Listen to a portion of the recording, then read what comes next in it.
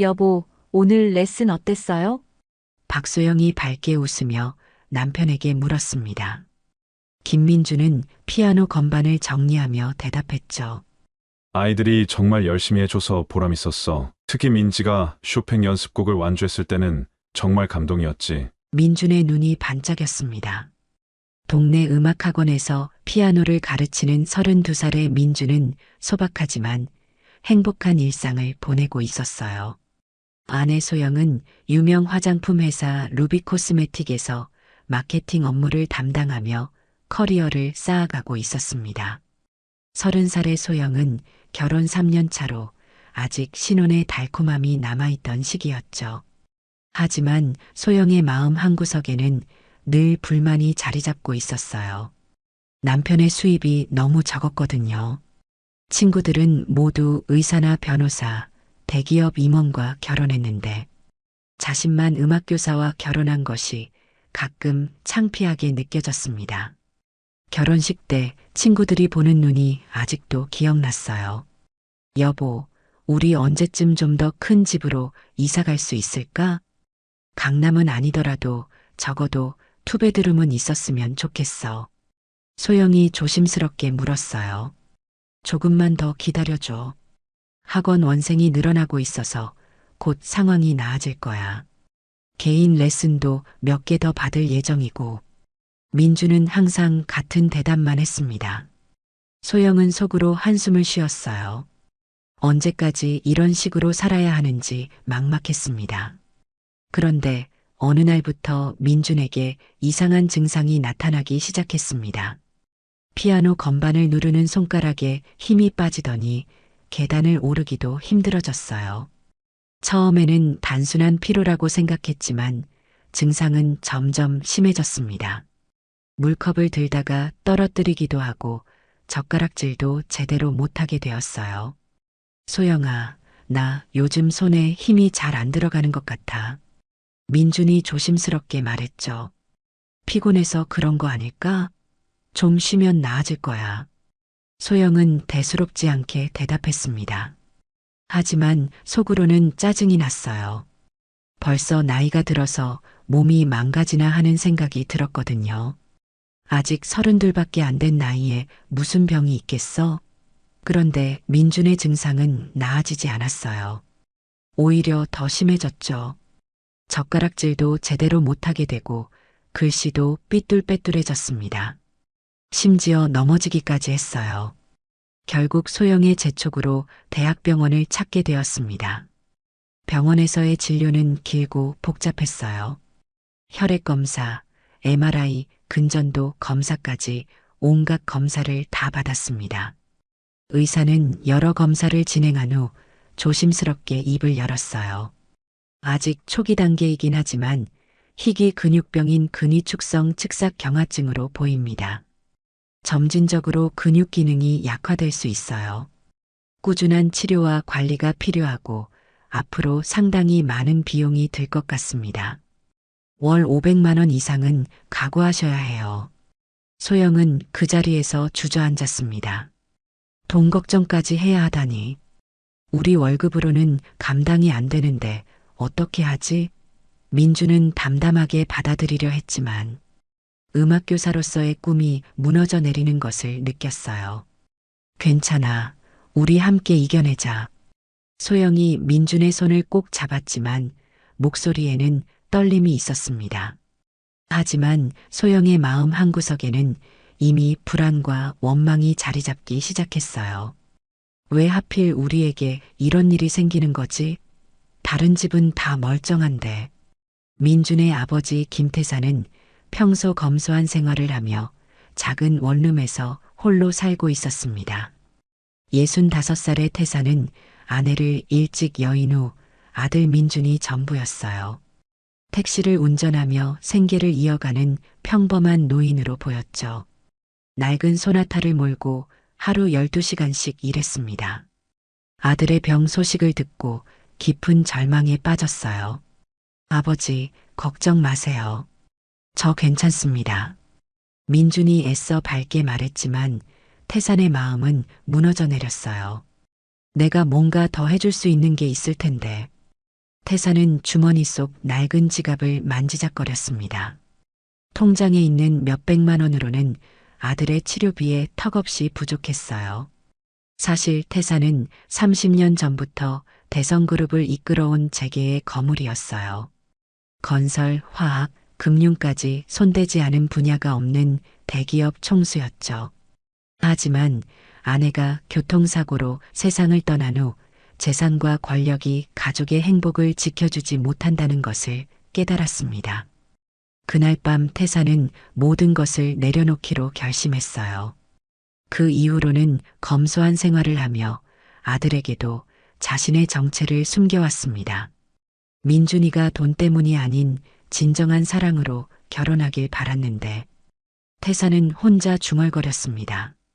대성그룹은 전문 경영인에게 맡기고 자신은 김태산 택시기사로 살아왔어요. 태산의 누나인 이순자는 전통시장에서 떡집을 운영하며 동생의 비밀을 지키고 있었어요.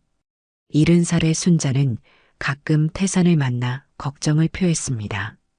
태산아, 민준이가 아픈데 언제까지 숨기고 있을 거니? 이럴 때일수록 도와줘야지. 누나, 진짜 사람의 마음을 알려면 어려운 시기를 함께 견뎌야 해. 소영이가 어떤 사람인지 알고 싶어. 태사는 의미심장한 미소를 지었습니다. 재산을 물려받을 며느리가 진정 아들을 사랑하는지 확인하고 싶었어요. 하지만 그러다가 민준이가 더 고생하면 어쩔 거야? 순자의 걱정에도 태사는 확신이 있었습니다.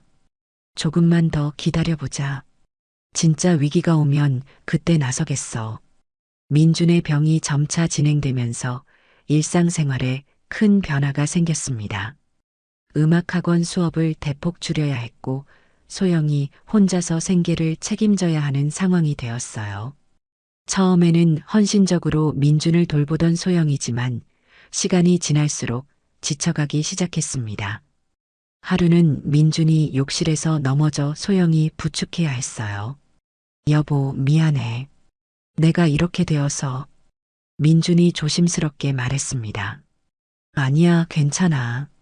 우리 부부잖아.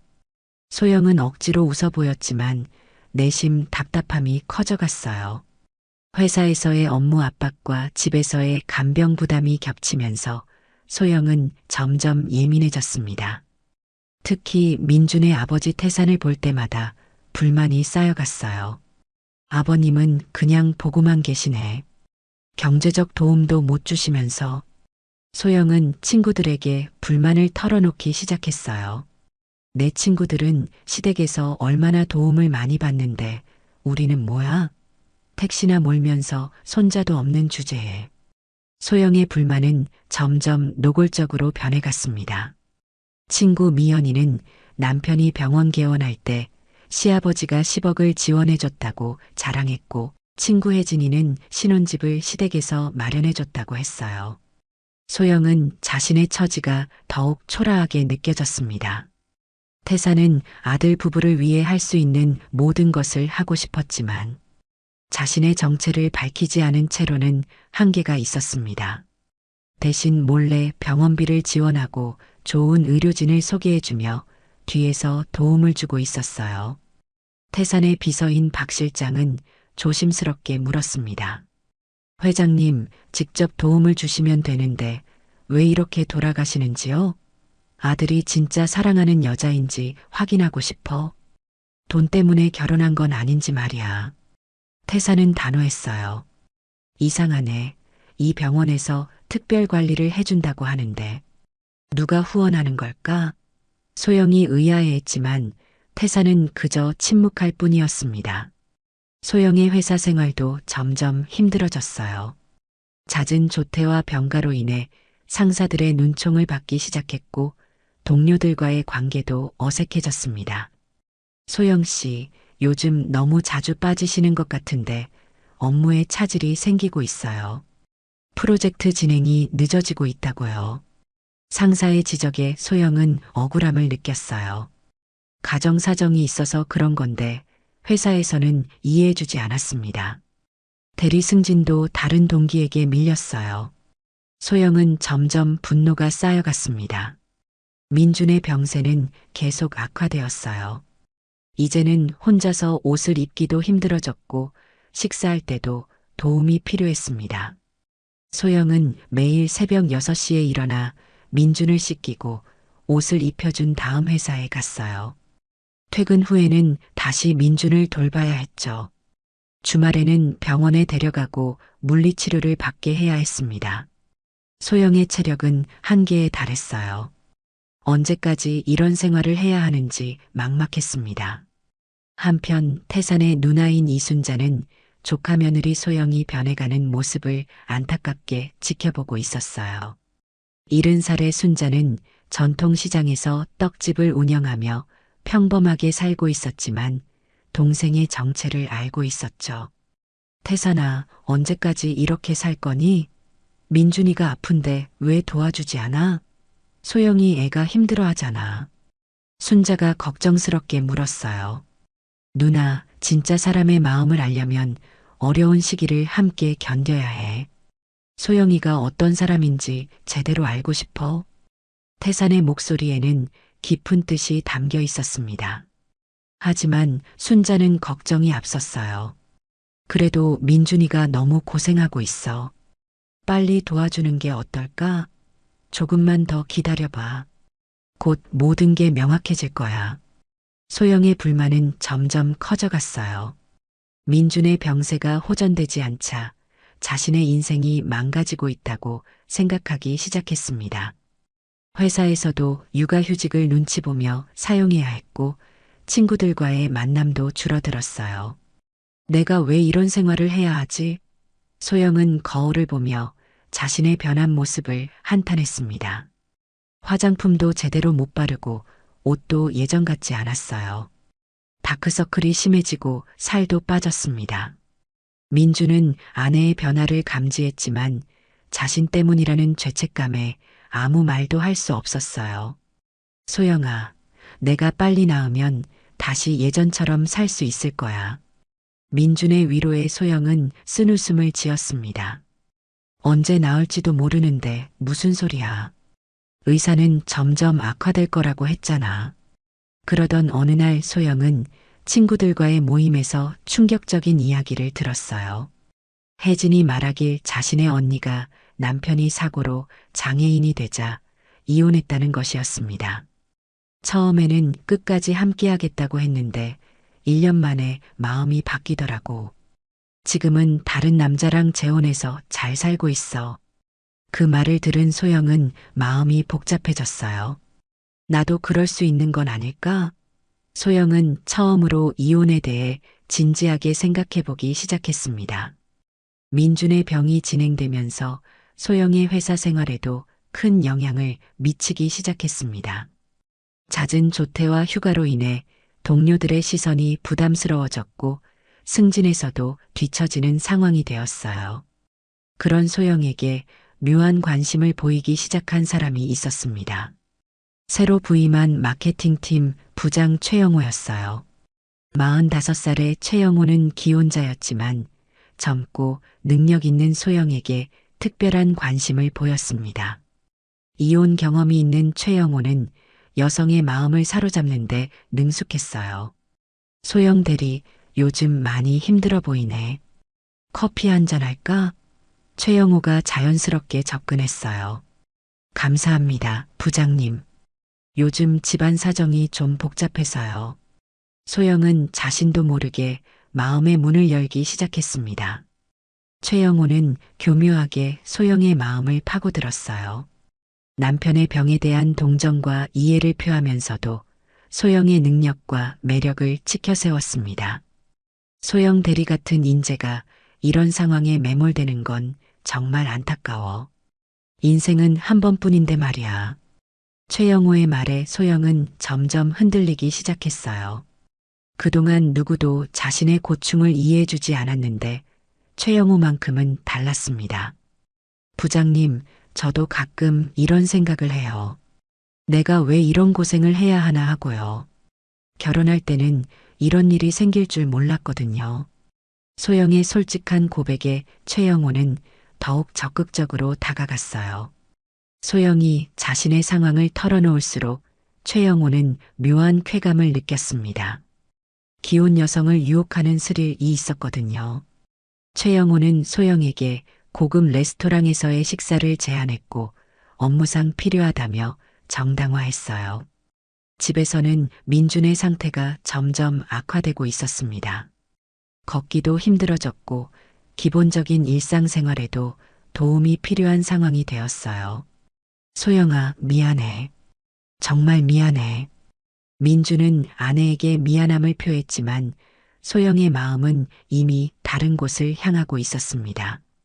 괜찮다고 했잖아. 그만 미안하다고 해. 소영의 말투는 점점 차가워졌어요. 민준을 돌보는 일이 점점 귀찮아졌고 최영호와의 만남만이 유일한 즐거움이 되었습니다. 소영은 민준이 잠든 사이 최영호와 긴 통화를 하기도 했어요. 태사는 며느리의 변화를 예리하게 감지하고 있었지만 직접적으로 개입하지는 않았습니다. 대신 조용히 상황을 지켜보며 필요할 때 도움을 줄 준비를 하고 있었어요. 태사는 전문 간병사를 고용해 민준을 돌보게 했지만 소영에게는 자신이 어디서 그 돈을 구했는지 말하지 않았어요. 어느 날 소영과 최영호는 업무를 핑계로 늦은 시간까지 함께 있게 되었습니다. 회사 근처 고급 호텔 라운지에서 술을 마시며 이야기를 나누던 중 미묘한 기류가 흘렀어요. 소영아, 넌 더 행복할 자격이 있어. 이런 상황에서 혼자 고생할 필요 없다고. 최영호가 소영의 손을 살짝 잡았습니다. 소영은 그 손을 뿌리치지 않았어요. 오히려 오랜만에 느끼는 남자의 관심에 마음이 흔들렸습니다. 부장님, 소영의 목소리가 떨렸어요. 그 순간부터 두 사람 사이에는 돌이킬 수 없는 선이 그어졌습니다. 소영은 죄책감과 쾌감 사이에서 혼란스러워했지만 점점 최영호에게 빠져들고 있었어요. 최영호는 기혼 남성답게 교묘했습니다. 소영을 호텔 객실로 데려가지는 않고 미묘한 스킨십과 달콤한 말로 서서히 유혹했어요. 우리 관계는 특별해. 나도 이런 감정은 처음이야. 소영은 최영호의 말을 믿고 싶었습니다. 집에서는 병든 남편이 기다리고 있었지만 그것보다는 자신의 행복이 더 중요하게 느껴졌어요. 소영은 최영호와의 관계가 깊어질수록 민준에 대한 원망이 커져갔습니다. 민준은 아내의 변화를 감지했지만 확신할 수 없었어요. 병으로 인해 예민해진 상태에서도 아내를 의심하고 싶지 않았습니다. 소영아, 요즘 회사 일이 많이 힘들지? 야근도 자주 하고. 민준의 순진한 질문에 소영은 가슴이 찔렸지만 곧 합리화했습니다. 응, 정말 바빠. 새 부장님이 오셔서 일이 많아졌어. 거짓말은 점점 자연스러워졌고 소영은 자신의 행동을 정당화하기 시작했어요. 최영호는 소영에게 비싼 선물도 사주었습니다. 명품 가방과 액세서리를 받으며 소영은 자신이 특별한 대우를 받고 있다고 느꼈어요. 민준과의 결혼 생활에서는 느껴보지 못한 럭셔리함이었습니다. 하지만 최영호는 소영을 진심으로 사랑하는 것이 아니었어요. 그저 젊고 예쁜 여자와의 불륜을 즐기고 있을 뿐이었습니다. 최영호에게는 집에 부인과 고등학생 딸이 있었거든요. 소영이 이혼을 암시할 때마다 최영호는 교묘하게 화제를 돌렸어요. 아직 때가 아니야. 조금 더 신중하게 생각해보자. 최영호의 말에 소영은 그가 신중한 사람이라고 생각했지만 사실은 책임을 지기 싫어하는 것뿐이었어요. 소영과 최영호의 관계는 점점 대담해져 갔습니다. 업무 미팅을 핑계로 자주 만났고 주말에도 몰래 데이트를 즐겼어요. 최영호는 소영을 고급 레스토랑에 데려가며 지금까지 경험해보지 못한 럭셔리한 삶을 맛보게 해주었습니다. 소영은 민준에게는 회사 워크숍이나 야근이 많아졌다며 거짓말을 했어요. 때로는 친구들과 만난다고 하기도 했죠. 곧 상황이 정리될 거야. 조금만 기다려줘. 최영호는 소영에게 희망적인 말을 건넸지만 구체적인 계획은 없었어요. 그저 젊고 매력적인 여성과의 불륜을 즐기고 있을 뿐이었습니다. 소영은 최영호의 말을 믿으며 이혼을 진지하게 고려하기 시작했어요. 민준의 병은 나아질 기미가 보이지 않았고 자신의 인생만 망가지고 있다고 생각했습니다. 내가 왜 이런 십자가를 져야 하지? 결혼할 때는 이런 일이 생길 줄 몰랐는데. 소영은 자신을 합리화하기 시작했어요. 민준과 결혼한 것 자체가 실수였다고 생각하기 시작했습니다. 친구들은 모두 잘 사는데 나만 이런 고생을 하고 있어. 소영의 원망은 점점 커져갔어요. 한편 민준은 아내의 변화를 감지하고 있었지만 확신하지 못했어요. 병으로 인해 예민해진 상태에서도 아내를 의심하고 싶지 않았습니다. 소영이가 요즘 많이 힘들어하는 것 같아요. 표정도 어둡고 말수도 줄었어요. 민준이 아버지에게 털어놓았어요. 그럴 만도 하지. 젊은 나이에 이런 일을 겪으니 얼마나 힘들겠어. 태사는 속으로 불안감을 느꼈지만 겉으로는 침착함을 유지했습니다. 사실 태사는 이미 소영의 행동을 의심하고 있었어요. 며느리의 미묘한 변화들이 심상치 않았거든요. 어느 토요일 오후 민주는 아내에게 깜짝 선물을 하기 위해 소영의 회사 근처로 갔어요. 소영이 좋아하는 케이크를 사서 깜짝 방문을 하려던 것이었습니다. 간병사가 잠시 와 있는 사이에 혼자 나온 것이었죠. 그런데 카페 창문을 통해 충격적인 장면을 목격했어요. 소영이 최영호와 손을 잡고 다정하게 이야기하고 있었고, 심지어 최영호가 소영의 볼에 키스하는 모습까지 보았습니다. 소영은 거부하기는커녕 오히려 웃고 있었어요. 여보, 민준의 입에서 신음 같은 소리가 새어나왔어요. 민준은 그 자리에서 얼음이 되었습니다. 아내가 다른 남자와 친밀한 모습을 보는 것은 병의 고통보다 더 큰 충격이었어요. 손에 들고 있던 케이크 상자가 떨어져 바닥에 흩어졌습니다. 집으로 돌아온 민주는 소영을 기다렸습니다. 몇 시간 후 소영은 평소와 다름없이 야근 때문에 늦었다며 거짓말을 했어요. 향수 냄새가 평소와 달랐고 화장도 다시 한 것 같았습니다. 소영아, 우리 이야기 좀 하자. 민준의 목소리가 떨렸습니다. 무슨 이야기? 뭔가 이상한 기운을 감지한 소영은 불안감을 느꼈어요. 오늘 카페에서 봤어. 최 부장님과 함께 있는 거. 키스하는 것까지 다 봤다고. 그 순간 소영의 얼굴이 하얗게 변했습니다. 민준의 눈에는 배신감과 절망이 가득했어요. 여보, 그건 오해야. 그냥 볼에 인사하듯이. 소영이 변명하려 했지만 이미 늦었습니다. 얼마나 오래됐어? 언제부터 나를 속여왔어? 민준의 목소리에는 분노와 슬픔이 섞여 있었어요. 소영은 더 이상 숨길 수 없다고 생각했습니다. 오히려 이참에 모든 것을 털어놓기로 결심했어요. 미안해, 민준아. 하지만 나도 인간이야. 이런 생활을 언제까지 해야 하는지 모르겠어. 소영의 목소리는 차가웠습니다. 그래서 나를 배신한 거야? 민준이 절규했어요. 배신이라고 하지 마. 당신 때문에 내 인생이 망가지고 있어. 나도 행복할 권리가 있다고. 영우 오빠는 나를 이해해줘. 나를 소중하게 여겨줘. 당신은 그냥 짐일 뿐이야. 소영의 잔혹한 말에 민주는 더 이상 버틸 수 없었습니다. 그는 그 자리에서 쓰러져 의식을 잃었어요. 소영은 잠시 당황했지만 곧 119에 신고했습니다. 하지만 마음 한편으로는 이제 모든 게 끝났다는 안도감까지 느꼈어요. 민준이 쓰러진 후 응급실로 이송되었습니다. 극심한 스트레스로 인한 급성 악화였어요. 태사는 급히 병원으로 달려왔고 소영도 어쩔 수 없이 함께했습니다. 의사 선생님, 아들 상태가 어떻습니까? 태산이 애타게 물었어요. 극심한 스트레스로 인해 병세가 급격히 악화되었습니다. 당분간 절대 안정이 필요하고 심리적 충격이 매우 큰 것 같습니다. 가족 간에 무슨 일이 있었는지요? 의사의 질문에 태사는 며느리를 째려봤어요. 병실에서 의식을 되찾은 민주는 천장을 바라보며 말했습니다.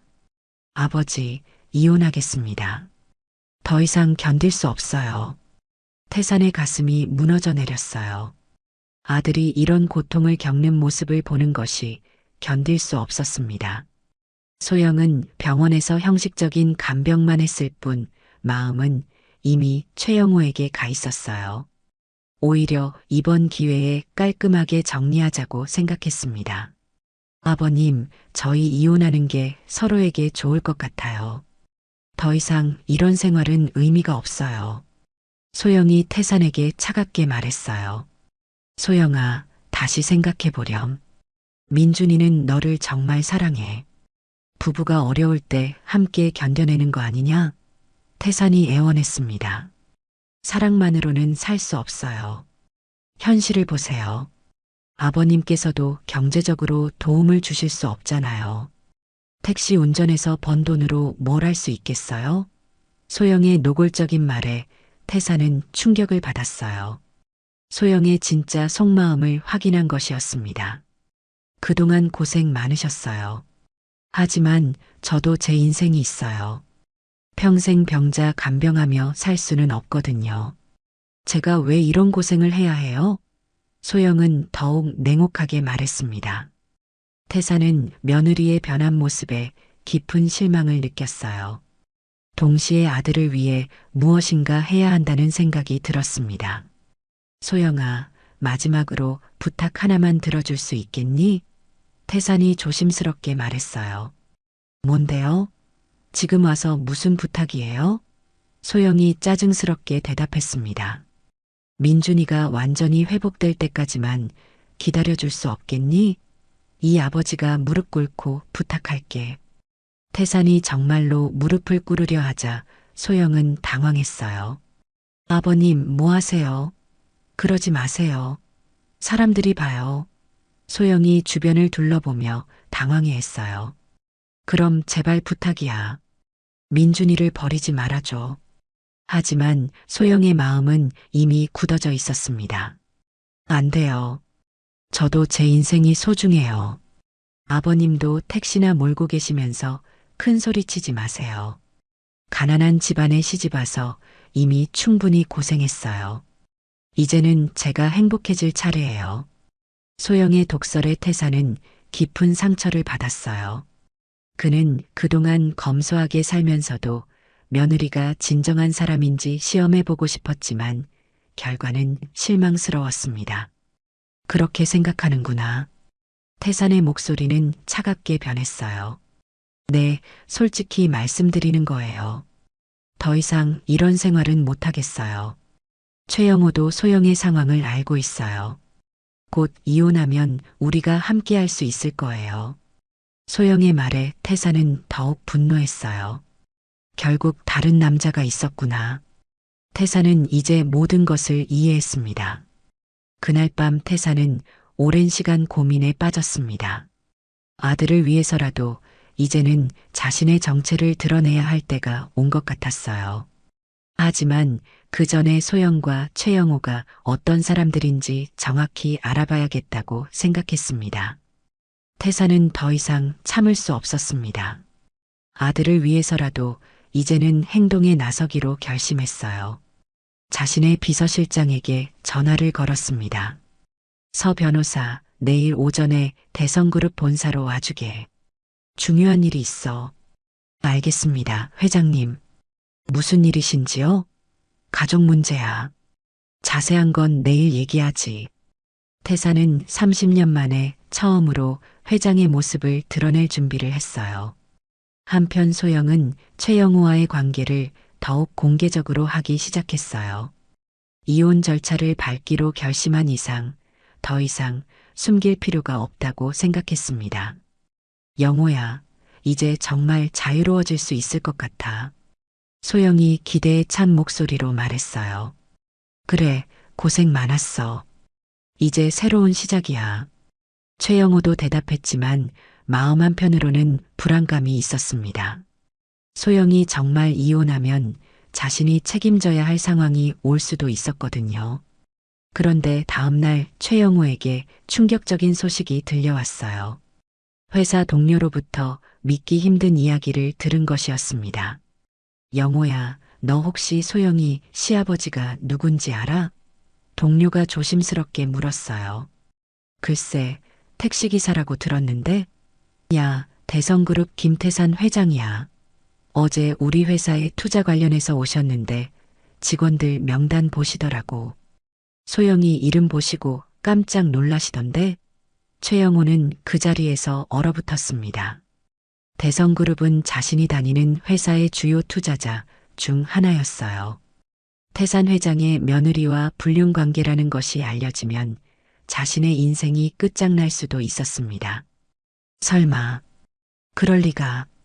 최영호는 급히 인터넷 검색을 해봤어요.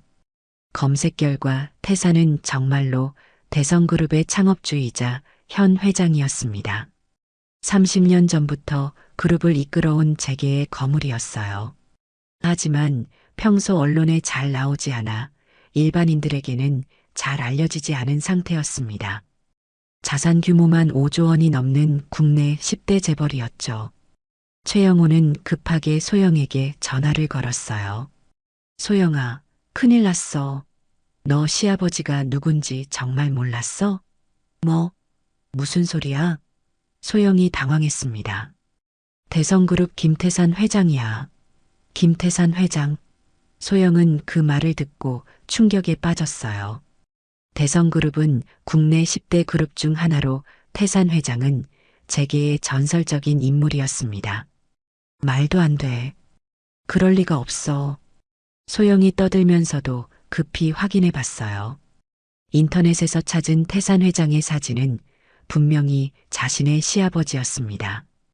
평소 검소한 옷차림과 겸손한 태도 때문에 전혀 짐작하지 못했지만 그는 정말로 대기업 총수였던 것이에요. 아니야, 이건 꿈이야. 소영은 현실을 받아들이기 힘들었습니다. 소영은 그동안 태산을 가난한 택시기사라고 무시하며 온갖 모욕을 주었던 것을 떠올렸어요. 등골이 오싹해졌습니다. 영호야, 어떡하지? 나 어떡하지? 소영이 울음 섞인 목소리로 물었어요. 나도 모르겠어. 일단 조용히 해야겠어. 회사에서 알면 우리 둘 다 끝장이야. 최영호는 이미 소영과의 관계를 정리하려고 마음먹고 있었어요. 하지만 이미 늦었습니다. 태산은 모든 상황을 파악하고 있었고 이제 행동에 나설 때가 왔다고 판단했어요. 소영이 얼마나 돈에 눈이 먼 여자인지 이제 확실히 알았거든요. 그날 오후 태산은 대성그룹 본사에서 긴급회의를 소집했습니다. 회장님, 정말 부사장님 따님과 관련된 일인가요? 비서실장이 조심스럽게 물었어요. 아니야. 내 며느리 문제야. 소영이라는 여자가 내 아들을 배신했어. 정당한 대가를 치르게 해야겠어. 태산의 목소리에는 차가운 분노가 담겨 있었습니다. 30년간 쌓아온 인맥과 권력을 이용해 복수를 시작할 때가 온 것이었어요. 태산은 대성그룹 본사 58층 회장실에서 변호사와 긴 회의를 했습니다.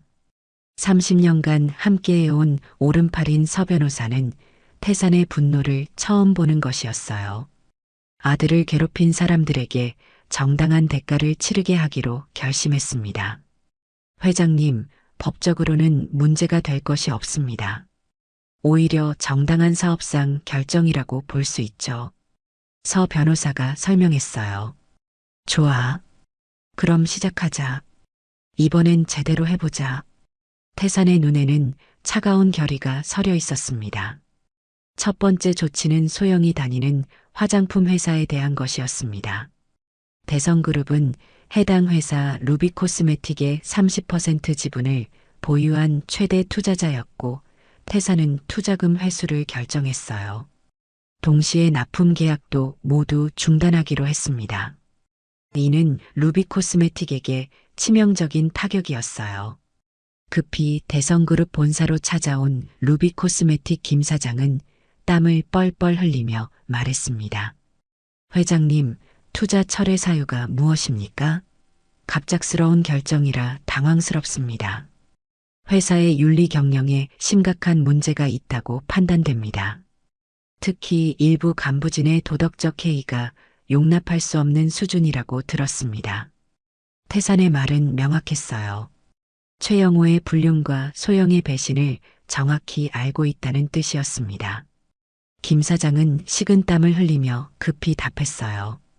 그런 일이 있었다면 즉시 조사하겠습니다. 회사는 즉시 내부 조사에 들어갔고 하루 만에 최영호와 소영의 부적절한 관계가 밝혀졌어요. 회사 보안팀이 CCTV를 조사한 결과 두 사람이 근무 시간 중에도 사적인 만남을 가졌다는 증거가 나왔습니다. 기혼자인 최영호는 즉시 해고되었고 소영도 징계위원회에 회부되었습니다. 그날 저녁 최영호와 소영은 회사 근처 카페에서 마지막 만남을 가졌어요. 부장님, 어떡해요? 정말 어떡해요? 우리 이제 어떻게 되는 거예요? 소영이 울면서 최영호에게 매달렸어요. 나도 어쩔 수 없어. 김 회장이 우리 관계를 다 알고 있어. 이제 정말 끝이야. 최영호는 소영을 차갑게 밀어냈습니다. 소영은 최영호의 변한 태도에 충격을 받았어요. 소영아, 미안하지만 이제 각자 살아야겠어. 내 가족도 있고 앞으로 살아갈 길을 찾아야 해. 영호야, 그동안 나한테 한 말은 뭐야? 함께 새 출발한다고 했잖아. 나 때문에 이혼까지 하려고 했잖아. 그건 내 시아버지가 김태산 회장인 줄 몰랐을 때 얘기야. 이제 상황이 완전히 달라졌어. 난 김태산 회장을 적으로 돌릴 수는 없어. 최영호는 자신의 이익만 생각하며 소영을 버렸어요. 소영은 그제야 최영호의 진짜 모습을 알게 되었습니다. 사랑한다고 했던 말들이 모두 거짓이었다는 것을요. 그 와중에도 태산의 복수는 계속되었습니다. 두 번째 조치로 정간병사를 민준에게 보냈어요. 정간병사는 실제로는 서울대 의대 출신으로 재활의학과 전문의이자 태산이 특별히 신뢰하는 전문 의료진이었습니다. 민준아, 아버지가 간병사를 구했다. 앞으로 이분이 도와주실 거야. 태산이 말했습니다. 아버지, 그런 돈이 어디 있어요? 간병비가 만만치 않을 텐데. 민준이 걱정했어요. 걱정 마. 아버지가 평생 모은 돈이 좀 있어. 택시 운전하면서 아껴뒀거든. 정간병사는 최고 수준의 간병 서비스를 제공했습니다. 하루 3번의 전문 물리치료부터 맞춤형 영양관리까지 체계적으로 관리하며 민준의 컨디션을 향상시켰어요. 심지어 외국에서 수입한 최신 재활 장비까지 설치해 집에서도 전문적인 치료를 받을 수 있게 했습니다. 이상하네요. 일반 간병사 수준이 아닌 것 같은데. 간병비도 택시기사 수입으로는 감당하기 힘들 텐데요. 민준이 의아해했지만 태사는 그저 미소 지을 뿐이었습니다. 아버지가 여기저기서 도움을 받았어. 걱정 말고 치료에만 집중해. 한편 소영은 회사에서 정직 3개월 처분을 받았고 복직해도 승진은 물 건너간 상황이 되었어요. 주변 동료들의 시선도 차가워졌습니다. 불륜 스캔들이 회사 전체에 알려져 소영은 사무실에서 고립되었어요. 이제야 자신이 얼마나 큰 실수를 했는지 깨달았습니다.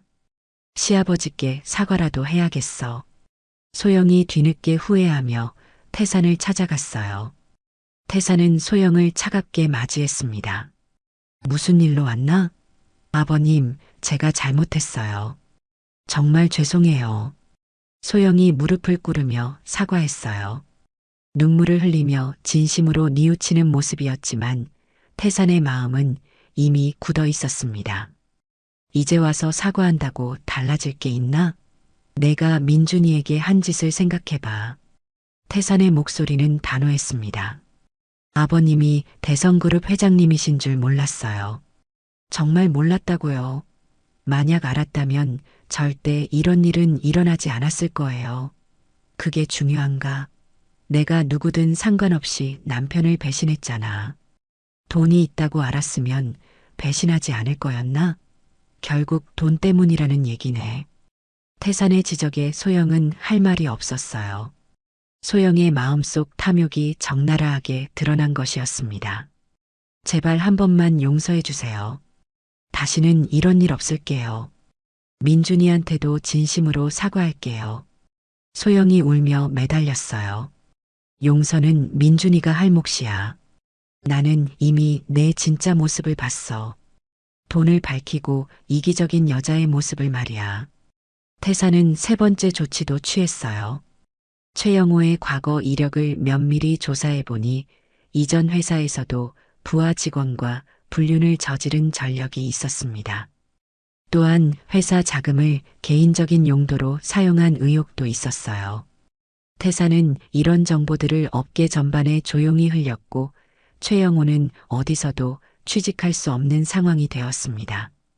설상가상으로 최영호의 부인도 남편의 불륜 사실을 알게 되어 이혼을 요구했습니다. 최영호의 부인은 남편의 휴대폰에서 소영과의 문자를 발견했던 것이어요. 당신 정말 역겨워.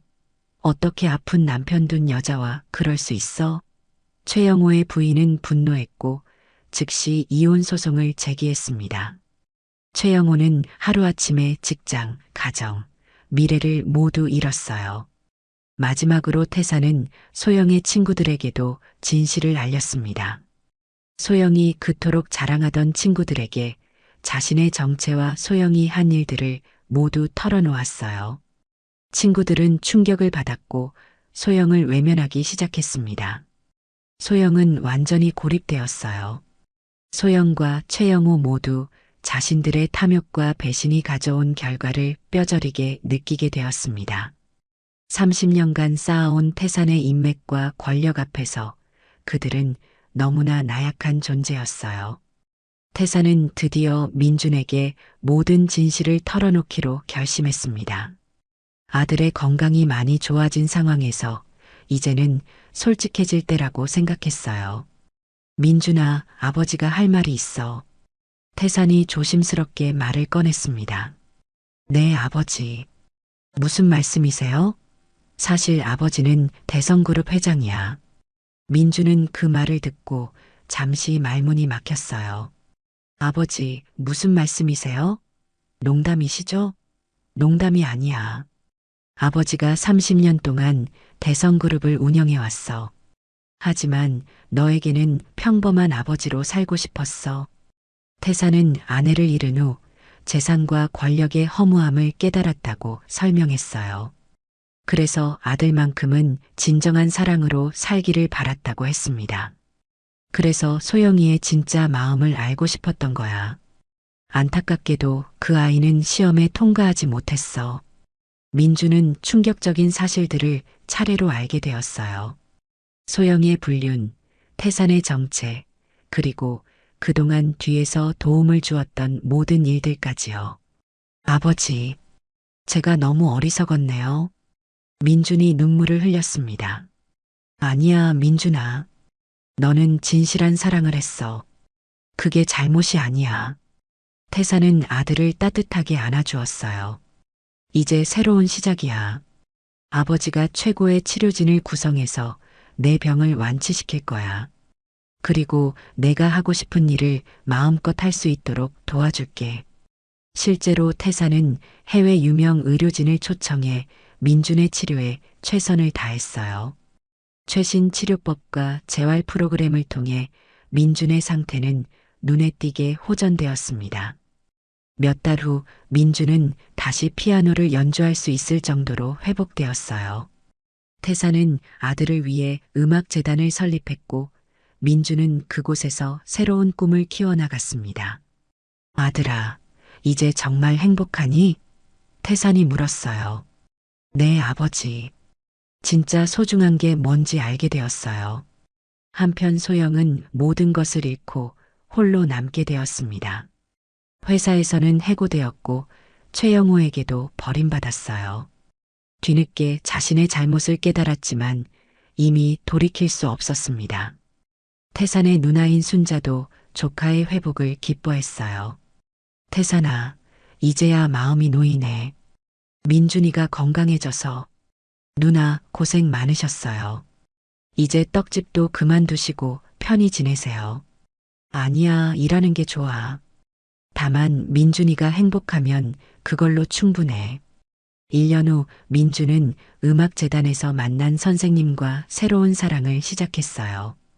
그녀는 아픈 아이들을 가르치는 음악치료사였고 민준의 과거를 모두 알면서도 따뜻하게 받아들여 주었습니다. 민준 씨, 과거는 중요하지 않아요. 지금의 민준 씨가 좋아요. 그녀의 말에 민준은 다시 한번 진정한 사랑이 무엇인지 깨달았어요. 태사는 아들의 새로운 행복을 보며 뿌듯해했습니다. 이제야 정말 가족다운 가족이 되었구나. 그는 대성그룹의 경영을 전문 경영진에게 맡기고 아들과 더 많은 시간을 보내기로 했어요. 또한 어려운 환경의 아이들을 위한 교육재단도 확대 운영하기로 했습니다. 아버지, 감사해요. 아버지 덕분에 진짜 소중한 게 뭔지 알게 되었어요. 아니야, 민준아. 아버지도 너 덕분에 다시 살아가는 기쁨을 찾았어. 소영은 모든 것을 잃은 후에야 자신의 잘못을 진심으로 뉘우쳤어요. 작은 회사에 취직해서 열심히 일하며 새로운 삶을 시작했습니다. 비록 화려한 삶은 아니었지만 정직하게 살아가려 노력했어요. 어느 날 소영은 우연히 거리에서 민준과 새 연인의 행복한 모습을 보게 되었습니다.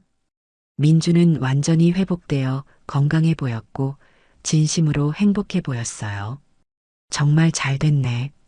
소영은 멀리서 그들을 바라보며 진심으로 축복해 주었습니다. 이제야 진정한 사랑이 무엇인지 그리고 자신이 얼마나 소중한 것을 잃었는지 깨달았어요. 민준과 새 연인은 이듬해 봄에 결혼식을 올렸습니다.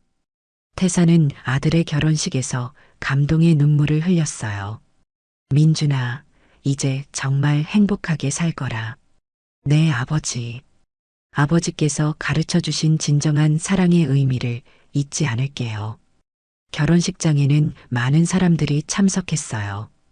태산의 누나 순자, 정간병사, 그리고 음악재단의 동료들까지 모두가 민준의 새로운 시작을 축복해 주었습니다.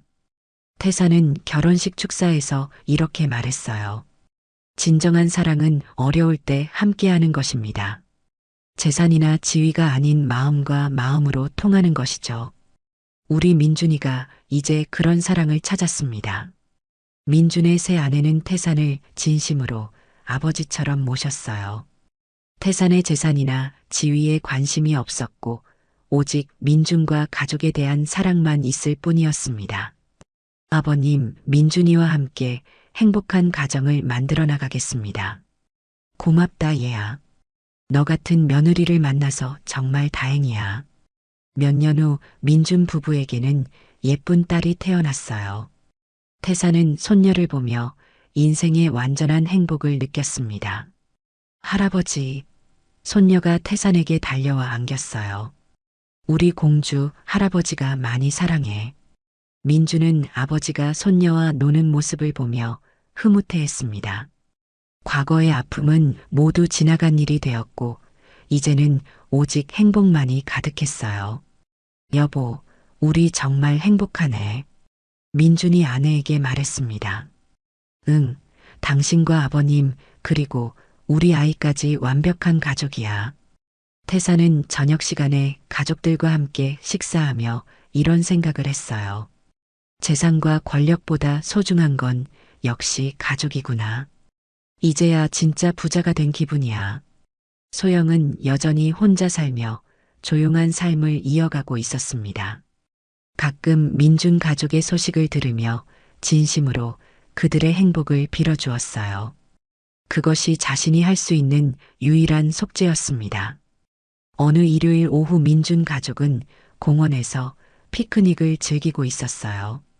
태사는 손녀에게 피아노를 가르쳐 주고 있었고 민준과 아내는 그 모습을 사랑스럽게 바라보고 있었습니다. 할아버지, 저도 아빠처럼 피아노 잘 치고 싶어요. 그럼 열심히 연습해야지. 할아버지가 도와줄게. 태사는 손녀의 작은 손을 잡고 피아노 건반을 누르며 생각했어요. 이런 순간들이 진짜 인생의 보물이구나. 해가 저물어가는 공원에서 세대가 함께 웃고 있는 모습은 정말 아름다웠습니다.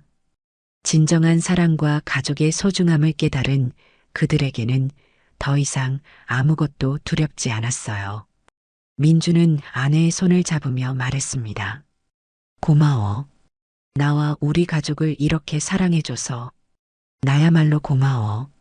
당신 덕분에 진짜 행복이 뭔지 알게 됐어. 태사는 그런 아들 부부를 보며 마음속으로 중얼거렸어요. 민준아, 내가 아프고 힘들었던 시간들도 결국 우리를 더 단단하게 만들어준 거구나. 이제 정말 행복하게 살자. 그들의 이야기는 많은 사람들에게 교훈을 주었습니다. 진정한 부는 돈이 아니라 서로를 사랑하고 아껴주는 마음이며 어려운 시간을 함께 견뎌내는 것이야말로 진짜 사랑이라는 것을요.